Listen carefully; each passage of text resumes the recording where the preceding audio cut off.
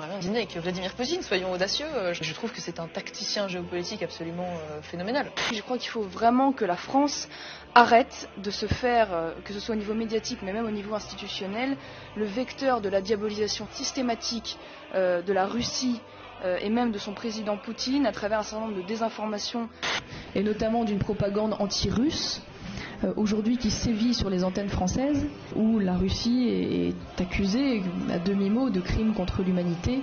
Je trouve qu'il y a quelque chose d'assez fascinant dans ce modèle européen à contretemps et de ce point de vue-là, je pense qu'un dîner avec Poutine, ça fait partie des choses à faire dans une vie. D'accord.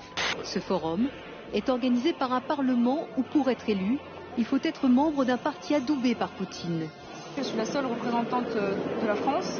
Je suis très étonnée, je vais vous le dire aussi. Bon, c'est un honneur. Seule députée française à avoir accepté l'invitation. Marion Maréchal Le Pen n'est pas déstabilisée quand on lui fait remarquer que ce forum reste organisé par une assemblée russe pas vraiment démocratique.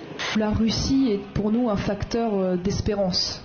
Je crois qu'en France, on a une vision parfaitement faussée de ce qu'est la Russie. C'est-à-dire qu'on a une vision à charge. Quand on se permet de donner des leçons à la terre entière sur la démocratie, on ferait peut-être bien de regarder un petit peu chez soi. Les Russes se sont donc réjouis d'être cités en exemple.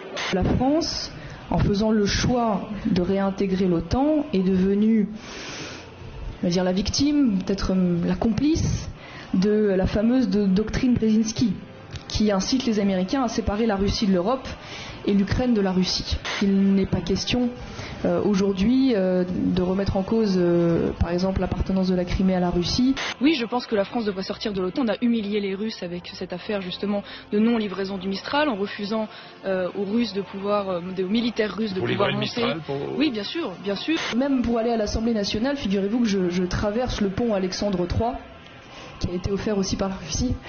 Et donc à ce titre, je pense à vous tous les jours en allant travailler.